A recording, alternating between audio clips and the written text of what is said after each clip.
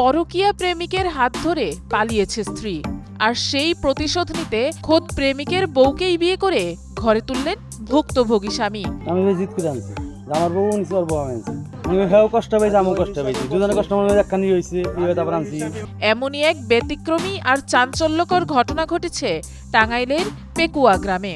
আগের বউর চেয়ে এই বউ অনেক ভালো, ব্যবহার ভালো, সব দিক দিয়ে ভালো, আমি দেখছি জিতছে তো। বউটা নেওয়ার পরে ও কাজকর্ম সব ছাইরা দেয়, ওই মেয়েরা পিছিয়ে পিছিয়ে পিছিয়ে পিছিয়ে ভোট। পেকুয়া গ্রামের বাসিন্দা হাসানের সাথে জহুরার 15 বছরের সংসার ছিল। তাদের ঘরে এক ছেলে আর এক মেয়েও রয়েছে, কিন্তু প্রতিবেশী রাজুর সাথে জহুরা পরকীয়ায় জড়িয়ে পড়েন।